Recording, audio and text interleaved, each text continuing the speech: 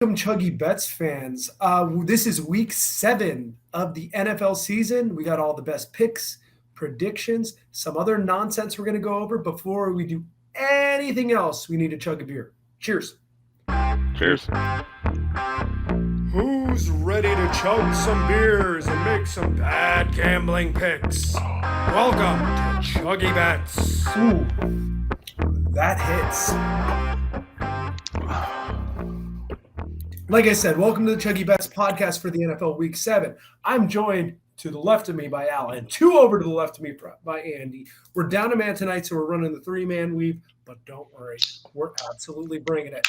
And speaking of bringing it, we had another hot week last week in the NFL betting. I have Al at 4-4, winning his ChuggieBet. I have Andy at 3-2, not winning his ChuggieBet. We had Sunshine join in as a special guest, 3-2. Danny, 2-1, winning a ChuggieBet. Your boy was the big loser last week, which is okay because we're going to go get it this week. But let's start off with things we learned from around the league. Andy, you had a winning record. Did you learn anything last week? I only was one game above 500. I know that's a winning record, but that is not nearly as good as I've been doing. So I don't want to look back. Instead, I want to look ahead. And finally, we get a week. We're looking ahead. We don't have the Broncos in prime time. Thank goodness. But you know what we do have instead? Out of the 6 teams playing in primetime spots, that's Thursday night, Sunday night, Monday night, 4 of them have 2-4 records. The other 2 are 3-3. Not a single winning record among the 6 teams. So we finally don't have to deal with the Broncos, but it's not necessarily getting any prettier. That's bad. I hope those big money contracts are worth those primetime games. Al, did you learn anything last week? I think the big thing I learned was that Buffalo Bills are the Super Bowl champions. We don't even need to play the games. It's a done deal. It's a wrap. Yeah, they look pretty dominant. I learned that true love happens at any age. After late into his 80s, Mr. Kraft decided to go get married after his wife unfortunately passed in 2011. He fooled around in rub and tuggery, but he's back to being a legitimate, straight-shooting man. Congratulations to Mr. Kraft. Nothing says true love like getting married in your 80s. So kudos, sir. Let's give him a hand. A hand job. Good hand job there. All right, so we got a little bit of a game we want to play. We got a few topics we want to go over. We're going to do some hot taking, and then we're going to get into the picks. But things are going crazy in New York, and it's not just the water that's making everything good. We got the Giants 5-1. We got the Jets 4-2. I don't think anyone going into the season would have predicted either one of them to be doing as well as they have. So my question for you two is, who's the better team in New York right now? Al? Go ahead, Al. Yeah, if I'm picking between those two, it's definitely the Jets, I think. Giants have the better record, but Giants are big-time frauds. I cannot get on board with a 5-1 Giant team. They should not be 5-1. They will not be 6-1. Yeah, I'm out on the Giants. The Jets are feisty, man. Jets can scrap. Andy? I hate to give Joey the satisfaction, but I do agree with Al. I think the Jets are the better team of the two. Now, let me be clear. I don't think that means that they're good necessarily. If you look at the quarterbacks that they've played, Aaron Rodgers is the only one that's even decent, and he has not looked like Aaron Rodgers so far this year. So they have not played good quarterbacks. I think that's why they're winning and looking better. But if I have to pick the two head-to-head, definitely the Jets. The Giants are huge frauds. I agree with you both. I think the Jets have looked great this year. I think outside of the quarterback position, they look pretty dominant. They've got a lot of young players. The GM Douglas absolutely nailed the draft. That dude, Sauce Gardner, wearing the cheese head at the end of the game. I'm not a Jets fan, but that did bring me amusement and joy. So here's your flowers, Jets. Keep getting it until you have to play us, and I hope you end up dead last in the AFC East. Next game we're going to play is we've got a gang of 3-3 teams in the league. I think I've got 10 of them. And we're going to predict winner or loser. So do you think they're going to end with a winning record this year or a losing record? Let's start off with the Tampa Bay Bucks. Andy, what you got on Tampa Bay? They're winning. They'll end up with a winning record. Tom Brady just has a knack for getting things together. Eventually he'll fall off at some point, right? And maybe we're seeing it, but he's proved people wrong so many times before. I'm going to say he gets it together and they end up over 500. Yeah, I think I agree with you, and I think the reason is the division. I think the Falcons are another 3-3 team, and then you've got the Saints and the Panthers that are a game and 2 games back, respectively. And I think having those teams on the schedule more than once is going to make it a lot easier for the Bucs to finish 9-10 wins, something in that range. I agree. I think they're the winners. Let's go to the 49ers. I'll go first here. I think San Francisco is good. I think they're the cream of the crop in the NFC West. I don't care what the Rams did last year. It ain't last year. It's this year. They're doing this with Jimmy G. The way they play, the quarterback only has to be serviceable. If they ever got a great quarterback, they would be absolutely dominant. So I think they'll probably end up going 9-8, and they'll end up being winners. What do you guys think? Go ahead, Al. Yeah, I think I like the 49ers, man. A lot of people don't remember that it was the 49ers that the Rams beat to win the NFC last year. So it's the team that was, one deep ball away from making Super Bowl last year. And I mean, I guess they haven't quite gotten things figured out early this year so far, but that's a very competitive division.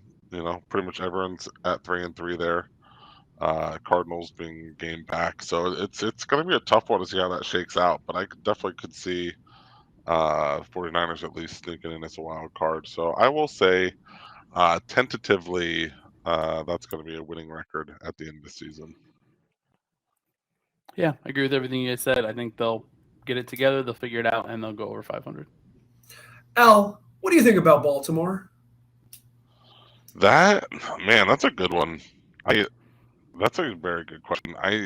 Going into this season, I thought that division was going to be theirs for the taking, and they have choked away some games that are very unlike Baltimore of seasons past here. So I want to get spicy and say they're gonna not finish with a winning record, but it's so hard to I mean, the Steelers aren't going to do anything. The Browns can maybe compete, so it's a matter of who's going to win this division. And I had already said that the Bengals were going to finish below 500 when we first kicked off this. So I'm going to say the Ravens finish just over 500, but I don't feel good about it. Andy, what you got? We're going to have to disagree at some point. This is going to be a super boring segment, but I'm going over 500 for the Ravens. I'm a Lamar Jackson believer. I'm a Harbaugh believer. They'll figure it out. They've crapped away some games in the fourth quarter or the second halves, but if you just watch the first half, they're a talented team, so they just need to figure out how to stop giving them away. Yeah. And once they do that, they'll be fine. They also have the best kicker in the game, and as lame as that is, that dude is money. He's going to win you games. Well, he's going to end up saving your ass a couple times. I think it's worthwhile. I agree with you. All right, Al, you want to go Cincinnati, or you just want to say what you just said again? I'll say Cincinnati's going to finish under 500. That's a 7-win team. They are playing like it. They still have that ability to go out there and compete in these big games, but they're not getting the wins. And I don't think those are going to be coming any faster than they have been. Andy? I'm going to go over 500 again. I'm going to have to switch it up at some point here. They can't all go over, but I think it's another good team. They've got a solid quarterback. It's the most important position in the NFL. They got one of the best receivers in the NFL. I'm going over. I'm going to join Al on the under. Look, I wasn't impressed with them last year. I'm not impressed with them this year. They're going to still get Joe Burrow killed. Someone's got to protect the dude. He may be made out of steel where Tua's made out of glass, but eventually the hits are going to rack up. And when they go to the backup, I'm still not impressed with that team. For Super Bowl runner-up, be damned. All right, next one is Packers. I'm going to say they're going to end up under. Look, I know Aaron Rodgers is great. That team is not very talented on the offensive side. And Aaron Rodgers is throwing the ball so close to the line of scrimmage when he normally didn't have to do that. I wonder why. maybe they have no one who can catch the ball because Aaron Rodgers is eating the whole damn salary, right? He's getting $50 million a year. You lose Devontae Adams. It's probably a pretty damn big deal. So you don't have Romeo Doubs out there dropping balls for no reason. I don't think they're very good. I think they'll end up like in the hunt graphic, but I don't think they're going to crack 500. Andy, you got anything to that? I'm with you. I'm going under 500 on this one for Green Bay, and I agree with you. They've got nobody to throw it to, but I also think Aaron Rodgers is over football. I think he would rather be doing drugs or hosting Jeopardy or foraging for acorns in the woods with his girlfriend. I think he'd rather be doing any of those things than playing football. I saw a tweet this weekend. I wish I remembered who it was so I could give him credit, but they showed a couple of different graphics where Aaron Rodgers had rolled out to the right and showed him like just in front of the line or just behind the line of scrimmage. And it said on this play, Rodgers threw an incomplete pass to so-and-so, but he was just so wide open. He could have run for 30 yards if he'd wanted to. And he just had no interest. He was just like, I'm just going to throw it. I'm going to let Dobbs drop it. And then I'm going to get out of here. I think he has zero interest in playing football under. Yeah, he definitely seems like he's not in it to win it, right? But I mean, I've seen this one too many times. They're gonna go 10. This is a 10-win team. They'll figure it out. Their defense will get it together. The offense, they'll just start running the ball like crazy, and then Aaron Rodgers will get his head straight, and they'll start winning games infuriatingly. So yeah, give me the over. You guys are silly. All right. Fair enough. Let's send it over to Los Angeles to Andy first. What you got on the Rams, Andy? Oh, are they winners or are they losers? Winners or losers? That's a tough one for me. I'm going to go under. I think the Rams, there's just something broken there. I don't know if it's the Super Bowl hangover or what, but they just don't look good. Maybe Stafford is still more hurt than we thought he was, but they don't look good. So I'm going under. Al, what you got? Yeah, I think I'm going to agree with you. The division's just too tough. There's no respite. They haven't been playing good. Stafford's been turning the ball over like crazy. Even when their defense plays well, that still doesn't mean they're going to win the game. So yeah, I'll go under. I think the big thing here is I'm joining you guys on the under. Look, they've been a team built on stars, right? And they're kind of doing that NBA model, right? We don't need draft picks. We got stars. It doesn't work as well in the NFL, and you lose Von Miller, and you lose so much good talent. And who knows what Odell Beckham's doing. And all these talented pieces. Look, Aaron Donald's still one of the best in the game, right? We're not hating on Aaron Donald. I just don't think they have a good cohesive unit. And I think it's starting to show that they don't have any young, good, talented players to help. Some of those guys, Jalen Ramsey's getting scorched a little bit. They're not as good as the sum of their parts, right? The few parts are really good. I did not expect Allen Robinson to be a complete zero factor in this offense. That has been shocking. And they've even tried to get him the ball, and it's just nothing. Not Dude's happening. on a milk box. Dude's on a milk box. He's missing out there. No. Let's go to the Falcons really quick. I'll start off here. Look, Atlanta, I appreciate you guys, respect the team. I think you guys are doing great. But no, you're not getting 9 wins. You guys are losers. Not as a team, just having a losing record. Anyone got anything else? Al, go ahead. I think I'm gonna say they're a winner. Hey, there he I'm gonna is. say it. I don't know why. I think they're hanging in every game and they're winning their fair share of them, and I don't know. They seem like they may actually be a good team. They're plucky. So, They're a plucky bunch. I am going over as well. I am on record on this podcast going back to before week 1 of saying Marcus Mariota was going to be good. This is the Marcus Mariota Renaissance. He's making his comeback, and he is going to not Matty Ice these games away at the end, and they're going to finish over 500. Well, look at that. Patriots. Everyone loves Bailey Zappi. It's a great story. I think their defense is getting better, right? I have actually been impressed with their defense and their defensive growth. They've been playing very competitively. I think someone in that division has to be a loser.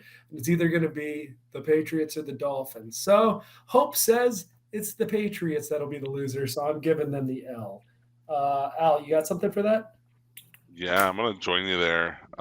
If for nothing else, just because I want so badly to see Bill Belichick with a losing record, it just feels good. But it's not a very good Patriots team, despite still being 500 and having blown out and shut out my Lions. So it's yeah, nothing on that team is scary. So yeah, losers, big L. I'm joining you guys. I think both of their quarterbacks are limited. I don't care if it's Mac Jones, McCorkle Jones, Or Matt Jones. or Matt Jones. It can be anybody. I think their quarterbacks are limited, and this league has a tendency of figuring that out and then stopping bad quarterbacks. Yeah. No, I'm going under. All right, let's take it to the Pacific Northwest. We got the Seattle Seahawks. Nice, Geno. Your boy Geno's been playing nice. How do we feel? Let's start off with Andy here. Under. Every week, I tell myself that I need to stop fading Geno because I just don't believe that Geno Smith can be this good of a quarterback in the NFL. And every week, I fade them anyway because I see the number and I just can't help myself. A little foreshadowing for later in the pod, maybe. But I refuse to believe in Geno Smith. He will be standing on a float holding the Lombardi Trophy, and I will still be doubting Geno Smith. Al, what you got? Yeah, I'm with you. Losers. I'm trying to think of what the stat was I saw, where it was Josh Allen, Patrick Mahomes, and right between the two of them was Geno Smith for, I don't know if it was like passing efficiency or yards, yards through the air, whatever it was. But one of these things is not like the other, right? So yeah, the bottom's going to fall out on the Seahawks at some point here, and they're finishing sub 500. I agree. Look, I've been happy with the Seattle story. And look, if Seattle and Atlanta end up with 9 wins, I'll be so happy to be wrong because everyone was shitting on them, including myself, before the season. I thought they were going to be the 2 worst teams when it's clearly Carolina's the worst team. Yeah. So I am happy for Seattle. I hope I'm wrong here, but I think they're going to be under 9 wins. And this one is important. I'm going to let Al go first so we can take the biases out of it. Miami Dolphins. Al, what you got? Yeah, so this one's going to be contingent on Tua and how much he plays down the stretch here. But I think I'm going to go over. I think they showed me that they're a very good team when they're healthy. That when Tua's not on the field, they are lost by and large. So yeah, if Tua can play the rest of the year and stay healthy, I think this team can win 9+ games. Andy? So most of what I said is exactly, or what I was going to say is exactly what Al just said. The only thing I would actually disagree with you a little bit is I think, obviously, I hope Tua comes back. I hope he plays the rest of the season. I hope he doesn't miss another snap. But if he were to be out long term, I think getting a little stability at the quarterback might be almost more important. Letting Bridgewater or Skyler or somebody take all the reps with the first team for multiple weeks in a row, right? Both of the last 2 weeks, the quarterback that prepared as QB1, we lost him in the first half, literally the first play in one of the games. Yeah. I think the lack of stability is almost more important than like who's actually playing quarterback. I hope it's Tua. I've been a Tua fan since we drafted him. Was not a Tua fan at Alabama. That's just an Alabama bias. So I hope he stays healthy and definitely gonna go over on this one. Yeah, I think the over is there too. The problem with the Dolphins, even outside of the quarterback injuries, is the injuries across the board. Taron Armstead not playing is a big damn deal. You got to have the left tackle. I think, and I could be wrong on this, the Dolphins had their starting corner this week, and then they had their 6th best corner as the 2 available cornerbacks this week because 2, 3, 4, and 5 were injured or out for some reason, right? Those are recipes and key positions where you can't be hurt. And look, the Dolphins they played better than Minnesota for the majority of that game. So the quarterback be damned. Teddy threw for the yardage. Teddy did some Teddy things where he threw picks and we fumbled the ball. Waddle fumbled the ball in an inconvenient location. The game was gone. But the next 5 games are incredibly winnable. The one at the Lions is the toughest one, but they have 4 other games coming up that should be relatively easy. And they should be able to roll wins with whoever the quarterback is. But they need the injury situation to be fixed at those key positions of left tackle, offensive line, and the quarterback spots. But I'm still going over here. Can I comment on that? Can I comment on that real quick? You mentioned Teron Armstead with his injury, and he's listed officially as out with a toe injury. Now, I understand that he's a big man, like 300 plus pounds coming down on that toe, but like every time I read that, I'm just like, that is the softest injury. Like, chop that buddy off and like, let's play, man. Like, I just can't help myself. I hear toe injury, and I'm like, come suck it up, big man. This is the second year in a row where a Lions starting offensive lineman has missed like a month of the season with a finger injury. And finger seems more – no, I guess it isn't, right? Toe is like balance. If you're a big man, that toe is important. If you're putting a lot of pressure on it, you need a healthy – No, I know, I understand. Put a glove on it. You don't – that's what I'm saying. I don't know. It's crazy. But like – well, like the Alex, if the ball gets tipped, he wants to be able to catch it. That's really why. You know, you want somebody out there who can catch those tipped passes. Soft. I think toe is more important than finger. Finger is the softest one. But all right, that was a game of winners and losers. Now that we've done the hacky sports radio bit, let's get into the games. We're starting off on Thursday night. I think that Amazon made a play here to sign Al Michaels so that they can kill Al Michaels, because Al Michaels has been devastated with the last few Thursday nights between the Commanders and Bears and whoever the fuck Denver plays every week. It's awful. The guy comments it's being awful. And the crazy thing is, I think Kirk Herbstreit loves awful football. He sits there and celebrates it, votes Al. I don't know what's going on there, but my thoughts and prayers are with Al Michaels. I hope you hold it together, big man. We love you. Herbstreit definitely loves low-scoring field goal games. He played in the Big Ten. I mean, you don't go play in the Big Ten if you don't want low-scoring field goal games. He's getting erections with punts. It's weird. It's very odd. But we got the New Orleans Saints and Arizona Cardinals. Andy, you and I are on this very similar play, but why don't you lead us off? Yeah, neither of these offenses have done anything to impress me. I have no idea who's going to be playing quarterback for the Saints. They've had all kinds of injuries, and honestly, I don't care who plays quarterback. As long as we don't get a Taysom Hill game, I think that's the one thing that I'd be scared of. But we already had one a couple of weeks ago, and those are pretty rare. So I'm taking the under. I don't really trust either of these offenses to put up a ton of points. Yep, I'm agree with you. I'm rolling unders on Thursday nights as long as possible. It is the hardest game to bounce back on. Their schedule's too short. It's ridiculous that the NFL makes them play on a Thursday night. Good. I'm happy they make them. But for the players, it's really hard to bounce back and get everything installed in time and make sure your offense is fresh. Defense usually wins those situations. So under 45, let's do it. Do you want to tease too, or? Yeah. The Saints are in a perfect teaser spot. They're in like a plus 1.5 to 2, depending on your book. That's a perfect spot to add a 6-point teaser. I'll have a few others later to add to it, but I'm definitely going to be teasing that up. All right, let's bring it to the land of crab cakes. Oh, sorry, Al, what you got? No, that's it. You guys summed it up good. We're going to M&T, right? We got the Fighting Jacoby Brissett's coming into Baltimore.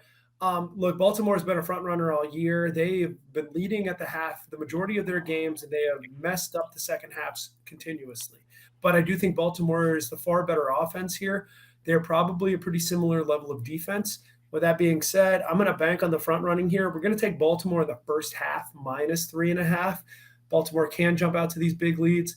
They're better than Cleveland. Until Deshaun gets in there, they're going to be the better team than Cleveland.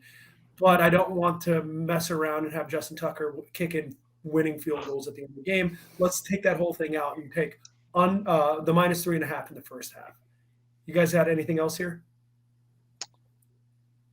No, I like it. I got bit by the Baltimore first half. I think I got hooked on that this past week. So I'm just staring at that hook on this one. But hopefully it's easy. Hopefully it clears easy for you. Yeah, who knows, right? The hook is scary, but I trust my instincts on that one. All right, let's go to the ruleless Carolina Panthers that are hosting the Tampa Bay Bucks. Not for any other reason, but no rules, just right. Aha, look at that. Carolina is bad, right? They're real bad. They're thinking about trading Christian McCaffrey. They're thinking about trading Brian Burns. Dolphins get Brian Burns. That dude's awesome. They're looking at trading many of their pieces in order to do the rebuild, right? And that's fair. That's probably the right move there. It's too many points. They're giving. I don't care if Tampa Bay is coming in. A home team getting 11 points feels like too many. I feel like this is a situation where they cover. If it was on the road, I would hate the 11 and I'd lay the 11 with Tampa Bay. I'd lay the 14 with Tampa Bay at home, whatever the difference would be there. I just think road spot, slow start. I know Tom Brady's going to have one of these games coming up, and it probably is this one where he breaks out, but 11 points. Let's assume it ends up being a 10-point or under game. It feels like the right spot here. I'm going to take plus 11 with Carolina just as a structured play to the home dog. You guys have any thoughts? Yeah. So, what would you be willing to give up for Christian McCaffrey? Because I'm pretty sure the Panthers are looking for multiple high draft picks as compensation for Christian McCaffrey. Man can't stay on the field. He's great when he's on it. And, having a running back who can break long runs and be active in the passing game is a valuable asset to have. But, it doesn't amount to much when he's sitting on the bench. So, I don't know. I wouldn't be willing to give up anything noteworthy for him. So, I think he's staying a Panther.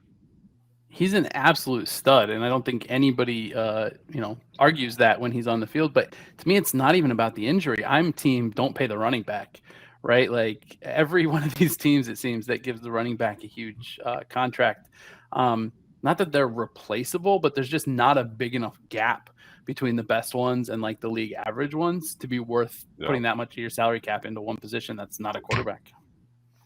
Yeah, it's not worth the draft capital either, right? Like that is too disposable of a position in today's modern NFL. People are too big and too fast hitting these people in the open field.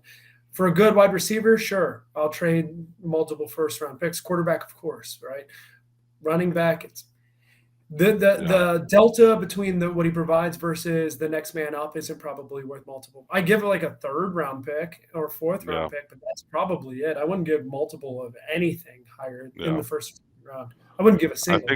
I think of because I've seen the Chiefs play a few times this year. They've got a running back named Pacheco on their team who I've never even heard of, and I don't even know what school he came from. And he's got some bursts. He's good, and that's the kind of guy you can just pick up off the streets. And you want to give up a lot of capital for Christian McCaffrey? Not going to do it. Wouldn't be me. Nope. Isaiah Pacheco wouldn't be prudent. Is from Rutgers, and he was drafted in the 7th round this year. That's what I'm saying. Like the delta's not worth it. Like the advantage over what's the trade off. And it sucks because it's such a great position and it's super important in college. It's probably like outside of the great quarterback, it is an incredibly important position, especially if you play in a run heavy league like the Big Ten. Having that running back that gets 4 or 5 yards every time is awesome, but I'm not giving anything. Brian Burns, explosive pass rusher. Yeah, I'm gonna give a little more for that. That's a little more valuable to me. And they start putting some of these guys on the market because they have a good defense. They've had a good defense, so that's also an advantage here. That was way too much talk about the Carolina Panthers. Stop that shit right now. We got the Dirty Birds going in the land of shitty chili. We got Atlanta facing Cincinnati. Andy, what you got on this?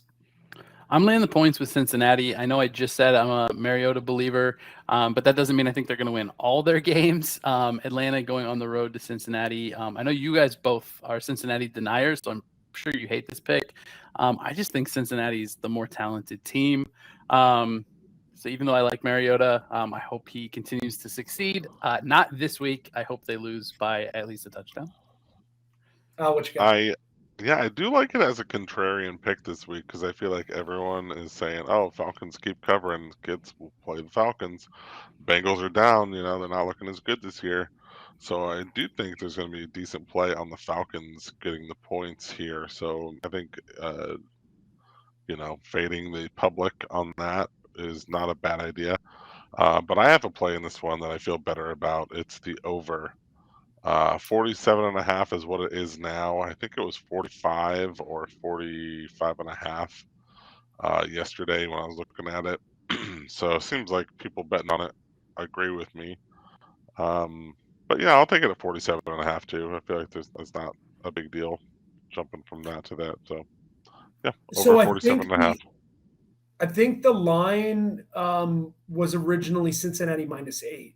So when it went to 6, I think they gave 2 points, assuming that Atlanta would counteract those points and the game would go up. Not that Atlanta would stop Cincinnati from scoring, but they'd score 2 more points than expected. So I think that's why the number moved that way. Yeah, I would probably take Atlanta in this spot. I'd probably be that guy, but I don't feel confident. I think Cincinnati's clearly the better team after all the shit we just talked on Cincinnati. But I do think there's a difference there. All right. We got the Als Lions going into Dallas. The Cooper Rush. Oh, I'm sorry. Get out of here, Cooper. We're going back to Dak. Possibly. Dallas Cowboys, they're a 7-point favorite at home. Al, what you got on this? Yeah, I'm laying the points with the Cowboys. I think the Lions can backdoor this thing? Absolutely. Do I think they can get embarrassed by a good Cowboys team, even worse than what happened against New England? Yeah, I think that could happen too. So, yeah, I think this potent Lions offense has maybe been figured out. They're waiting to get some pieces back. I don't know if they're going to be back yet this week. So, yeah, I feel like a really good Cowboys defense is going to make Jared Goff look like Jared Goff. And I'm laying the points. I'm also going to tease this with another play later because I feel like that is super locky. But yeah, go ahead and lay the points with the Cowboys. Yeah, I'll be teasing this one down as well. It's right in that range where it's a good teaser. But I don't know how closely you guys watched the Cowboys-Eagles game this past Sunday last night, but they were talking about Cooper Rush's wife coming to watch the game. And she was like, I'm going to come to the game. And he's like, why? And she's like, because you're the starting quarterback for the Dallas Cowboys and you're going into Philadelphia to play the undefeated Eagles. Like, I have to go. And he didn't want her to go. And as they're telling this story, he throws a pick. And I was just like, that's just perfect. Like, I'm so glad she traveled halfway across the country and dealt with the Eagles fans to watch him lose and throw interceptions.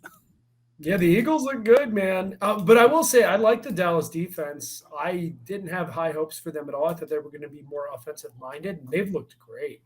Like Philadelphia they've been playing on a different level, right? They're clearly the cream of the crop in the NFC. But I also think there's probably some regression coming for Philly also. I don't see this being like a 13-4 team. I think they're going to end up taking their lumps at some point, but they're good. They're real legit. We got about one half of football on a Dak before he went down with an injury.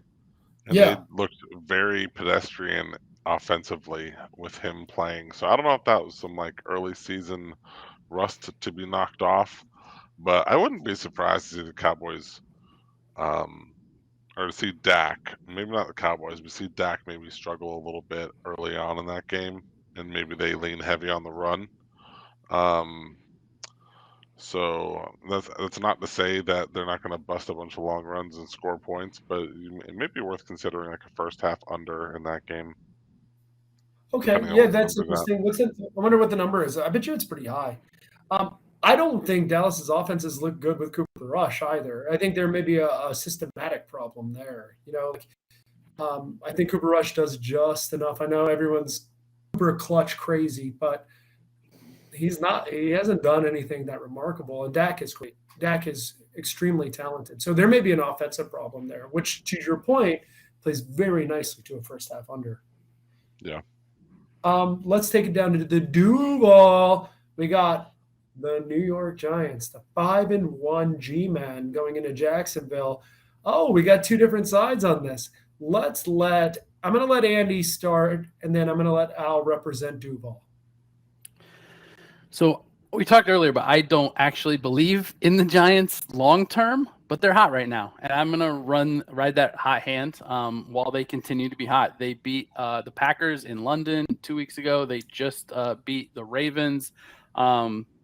The Ravens are a decent team. That's not a nothing win.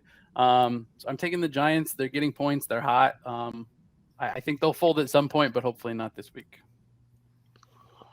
Yeah, I think there's just no way on earth this Giants team in its current incarnation is going to be a 6-1 team. That just seems unfair. I think the Jags offensively have been up and down. I think defensively they've been up and down. They've very seldom been able to put both sides of the ball together effectively for a lengthy period of football. But I think this is a good opportunity for them to get right at home against a Giants offense that I don't think is very intimidating, and a Giants defense which can bring the pressure. But I think Doug Peterson, probably a little bit familiar with the Giants also, might have some tricks up his sleeve for dealing with that. That's my thought. I think there's been 3 different coaching staffs on the Giants since Doug Peterson was in that same division. So yeah, I'm not sure the familiarity counts, but fair enough. I do actually long term think Jacksonville's the better team. So. Yeah, I mean, I think it's kind of a reaction to last week too, right? The Jags kind of choked a game away. It didn't really. I think a lot of people thought they were going to win last week and they didn't, and then kind of conversely, same thing with the Giants, right? A lot of people thought they were going to lose and they didn't. So I think I don't remember if this is a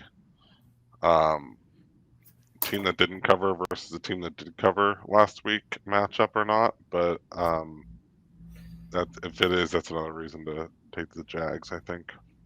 Well, I also think there's an impact when any time the Giants win in an interesting fashion. I think people go to the window. Same thing with the Cowboys, right? The New York impact is big. And look, Brian Daboll's got that team cooking. Like there's a relative level of luck involved with what Brian Daboll's done, but they look considerably better. So I think Jacksonville did not cover, by the way. They did not cover. They were a +1.5 at game time. Yeah. And the Giants did. Right. Yeah. They were +2 and they won outright. Yeah, no, I know the Giants did. I bet against them. Yeah. So yeah, team that didn't cover versus team that did cover the previous week. So that's Jags -3. I had it was -2.5, and I like it better under a field goal, but why not? Add a field goal is good too. Yeah, I'd probably lean Jacksonville here. I don't know. That's a weird game. Jacksonville's all my Jags buddies are all like, why are we favored in this game? They're very confused by it. So I think maybe Vegas knows something that they don't. I think Vegas is really good at setting lines, and they may be trapping the money in there, but I think this is a smart play. Let's go to Nashville. They got a new dome stadium coming in a couple years. It's going to be exciting times in Nashville, but we got the Colts coming into town. It looks like Andy has a play here. Yeah, and I hate this pick. I absolutely hate it. Every talking point I have is backing Tennessee, but this is a pure numbers play for me. I made a killing last year, just almost blindly betting any Wong teaser. That's the ones going through 3 and 7, and this is in the perfect teaser range. It's Colts +2.5. You add the 6 points, it gets them up to +8.5. I absolutely hate it. I've been fading the Colts all year. The Colts are coming off of a big emotional win, so perfect letdown spot for them. Then they got to go on the road. The Titans are coming off a bye week, so they should be nice and rested. I absolutely hate everything about it, but the number's right, and so I'm going to tease it up. Yeah, I would probably see here just on the number, but with the tease, it's different, right? It's totally different. Let me paint a scenario for you, Andy, that makes you feel better about this, okay? Please. You get Tennessee up like 23-7 and holding that, You're not making me feel better. Early into the third quarter. Then you get like a Colts touchdown. All of a sudden, it's like 23-14. And Titans go down. They're like, let's just end this thing. They get a field goal, and the game's never in doubt at any point. And then the Colts are like, okay, we're gonna go down, get that backdoor touchdown. We're down 2 scores. Go tighten this thing up into 1 score. In a final possession kind of thing. Do the weak-hearted attempt at the onside kick, and we'll call it a day. Yeah, So, that I would be fine that with that seems game very script. reasonable. That sounds good to me. The total's at 43.5, and I kind of hate the over, which makes me kind of want to bet the over, right? Like, I don't see any scenario where I feel good about them getting 44 points. I know Matt Ryan's been kind of bombing the ball a little bit more with Jonathan Taylor out, and if he comes back, I would bet the under for sure. But I don't know. That scenario I just painted hits the over with that backdoor Colts touchdown. It's true. I also might have talked myself. I'm not going to officially put it on the pod as an official pick, but I might have just talked myself into taking the Colts teaser and laying the points with Tennessee and seeing if I can hit that sweet middle. We've hit a bunch of those this year, and they're so sweet. It's just it might be my favorite sweat in all of sports is when you bet one on and then tease the other and try to middle that. So we'll see. That's a good spot to be. All right, let's go down to is anything in the news lately with the Commanders? I feel like I heard something, but I don't know, some private investigator stuff, something like that. But no, Dan Snyder's doing his shenanigans, his bullshit again, always on his own bullshit. And it's not going to be long. I feel like this is going to eventually be Jeff Bezos' team in 2 years. But until then, we got the Packers coming into the land of the commies. Al, what you got on this? 5.5-point spread to the Packers. Yeah, laying it with the Packers. It's it's always interesting when you see somebody like Jim Irsay, who's not afraid to go out and say, "Oh yeah, we should get rid of this guy, Dan Snyder, as owner of the Washington team." Jim Irsay, he of very outward, obvious displays of issues that man has had over the years. So. Yeah, I think Dan Snyder's days are numbered, but I will say this seems like a prime spot to bet the Packers. I do think Commanders are underrated. I think they can do good things with the ball offensively, but I'm pretty sure Carson Wentz is going to be out for this game. If this is Taylor Heineke, that's actually maybe a little scary because he's been good when he's been called upon, but I do think it's a game where the Packers kind of just their defense chokes out the opponent's offense. They run the ball, 35 times and cruise to a victory. So I'm laying the points with the Packers. Let me look at the total really quick on this game because this kind of stinks like an under. 41.5 is low. I'm always scared Aaron Rodgers is going to be Aaron Rodgers again. I'm going to be the biggest idiot in the world doubting Aaron Rodgers now that he keeps throwing the ball 1 yard past the line of scrimmage. But, yeah, I don't have a lean on it. Yeah, you're probably right. It's probably a bounce back spot for Aaron and the Packers. They've been playing like dog shit. So They got to get right. And we'll see how much. I think Andy may be onto something if Aaron Rodgers actually likes to play football anymore, and maybe he just wants to gather acorns in the fields and do. Yeah, I'm telling you, I think the Packers are going to lean heavy on the run game now that they're where they are, and they need to win some games. It's sad that I'm more scared of the number with Heineke, though, the Green Lizard. Yeah. He scares me. He does. His good is okay, and his bad is real bad. But I like that good. I think Carson Wentz is low floor, low ceiling. I think Heineke's kind of got the low floor, but he has a much higher ceiling. Lower floor, yes. He's the basement, but he also can get you to like the 12th. Let's go to we've gone through the 1 o'clock games. So let's go to 4:05. We got the New York Jets going into Denver. Al, what you got on this? Yeah, I'm taking Denver -1. Like, just let that breathe. Everyone just, I said it. I'm laying a point with the Broncos against the Jets team that we all mentioned earlier. We think we're pretty high on. Maybe like comparatively high, I guess. But yeah, it's a Broncos team that I don't know, man. Like, Russ looked good for a half apparently last night, and then he looked like garbage the other half. So I don't know, mile high. I don't know why I like it. I don't know why I took it, but I know another play I like is the under in this game. It was 43.5 yesterday, which is where I wanted to take it. It's 39.5 now, and I'll still take the under there. We'll see this one. Couple scores in the teens. Go ahead, Matt. I'm just saying I like the under even at 39.5. I wouldn't go below 38, but 39.5 feels like the numbers still make sense to me. Sorry, Annie, what you got? That's right. I'm just looking at the numbers across the various books that I use, and 2 of them have it listed, and the other 2 have this particular game off the board. Does anybody know if there's a reason why this is off the board? Is there like an injury to a key player or anything? I haven't heard anything, so I'm just surprised it's not on the board. You know what? I can do a little research while we're talking, and we can move on. Let me just say one of the books that does have it up has Jets +2, and again, I'm not going to make it an official bet on the pod, but I might think about teasing that up to +8. I see something that says Russ has a hamstring injury. But I don't think it's that. It looks like the line's moving towards the Broncos currently. Yeah. I don't know. We don't have to spend a lot of time on it. I was just surprised. No, I am too. Yeah. I am too. Yeah, I don't want to watch that game. Sorry. I don't watch that one at all. Yeah, I'm definitely not going to watch it, but I'm gonna watch my little Action Network circle turn from like red to orange to green to red. That's gonna happen. You guys ever? Because that's mostly what I do when I've got a bunch of games going on at once. Is I'm just like refreshing the Action Network app and seeing how my little circles are doing. And you ever see one where you're like, it says like it's probably like a 90% chance it's gonna hit, and knowing the situation of the game, you're like, this circle should not be this green.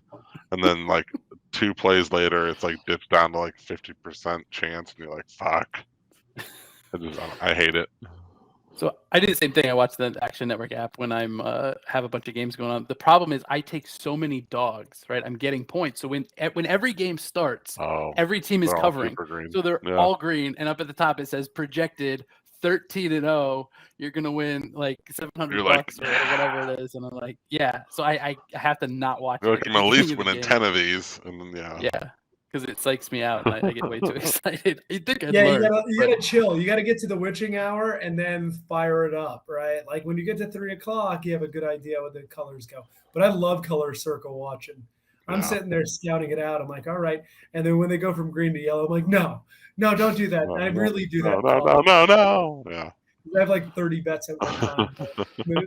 It's a fucking roller coaster. It's so much fun. Speaking of gambling, let's take it out to Vegas. We got the Houston Texans, the Fighting Davis Mills, going on the road to Las Vegas. Al, what you got on this? Yeah, this is another one where another total that I had spotted it at a better number, and it's moving the way I'm going to bet it. So take that as a little positive omen, if you will. I'm going to take the over 45.5. I think it opened at 44. So, yeah, I think these teams can put up points. Texans have shown they can hang with some teams. I think the Raiders have shot themselves in the foot a lot, and I think against the Texans defense, they should be able to score. So 45.5 isn't too crazy. So, yeah, taking the over there. And then this is the other leg of my teaser that I am also betting with the Cowboys. So teasing Cowboys down from 7 to 1, and then teasing Vegas. Is it the same? What are they at? Yep. 7 to 1. Yep. Yeah, 7 to 1. Yeah. So I'm looking for basically a Raiders money line, Cowboys money line parlay. Yeah, I'm going to be teasing this one as well. I know if you just look at the record, the Raiders have been bad, but they're going to be at home. They're coming off a bye. They're playing the Texans. All very, very good things for a team to get right. So teasing it down to -1, where all they have to do is win. Just win, baby. That's the Raiders' motto, right? So let's do it. I'm teasing them down to -1. Oh, Al Davis. Fun fact: Houston is 4-1 this year against the spread. Just want to put that out there. They're also 3-0 on the road, so teasing it may be the right play. They've been a bad team, but they don't lose the spread. They keep games closer than you. I'm sorry, they're 1-3-1. I think I said 1-4. They're 1-3-1, but they're 4-1 in betting scenarios. So keep that in mind. The Davis Mills, that team fights. Damian Pierce plays hard too. They get some points out of him. Let's take it over to Los Angeles. We got the Fighting Geno Smiths coming into the Chargers. Andy, I'm going to go first. Then I want you to go first, and then I'm going to go on a diatribe here. So sure, absolutely. I don't need to talk any more about my distaste for Geno Smith. I mean, I liked him as a guy. He seems like a nice dude or whatever, but just as an NFL quarterback, don't trust him. I know the Chargers have not looked as good as people thought they were going to this year, but just hoping this is another get-right spot. Herbert can do something here, and I'm going to lay the points with the Chargers. I don't like laying points. I don't like the way the Chargers have looked so far, but eventually I'm going to be right. If I fade Geno Smith every week, eventually I'll be right. When we're doing this podcast in 2026 and Andy's still leading on that eventually I'll be right, and Geno Smith has his third MVP. Yeah, five consecutive Lombardi trophies for Geno He retired, Smith, I win. Look, the Chargers are the most frustrating team to me. They are a team that should be really good. They never play that good, and it annoys the hell out of me. They're also 1-2 at home when covering spreads this year. Don't like any of that. I am going to tease the number down to just have to win. Chargers, you're the better team here. Seattle's going on the road. They're going to make it a close ball game, I feel. Seattle's a scrappy team, and they play better than than I expected, right? I thought they were going to be awful. All I need you to do is win the game.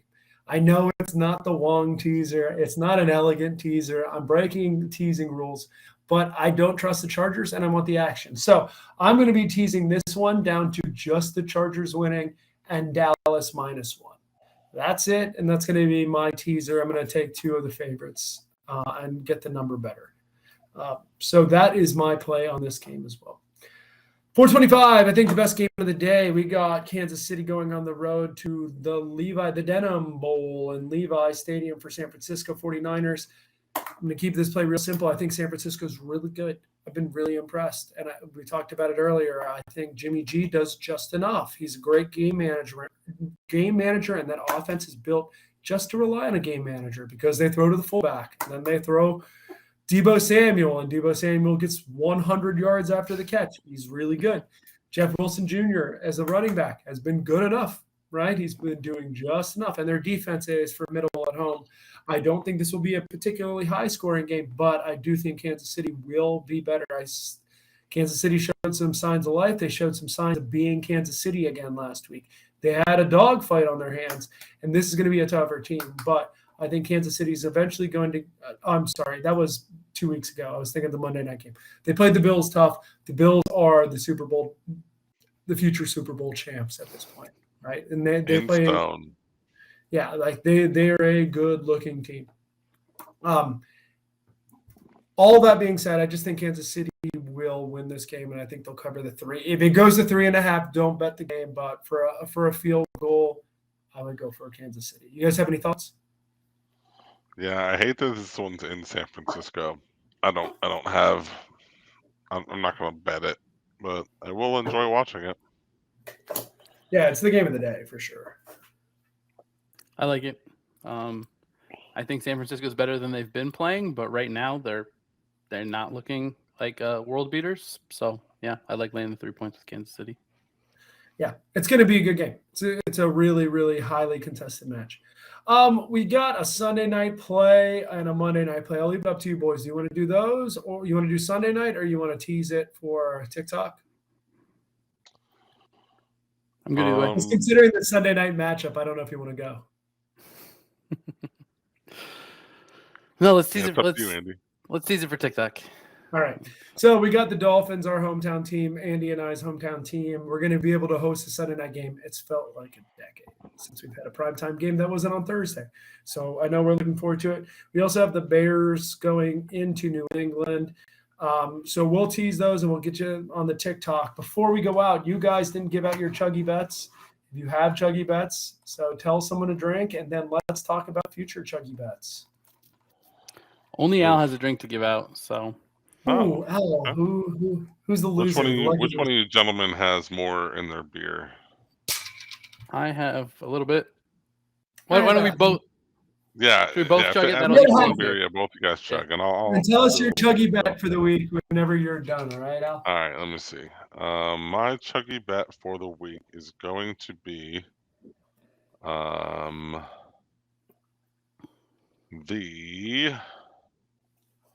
I don't have that many plays. I'll say the Atlanta-Cincinnati over. Atlanta, Cincinnati over. Andy, what you got? I'm taking the Thursday night under. All right, I'm going to take the tees of Dallas and the Chargers. Nice. Okay. All right, everyone. Thank you much. Before we go, please feel free to like, subscribe, tell your friends. We appreciate it. We make all this content for you and for Joey to go to bed. So if what you got?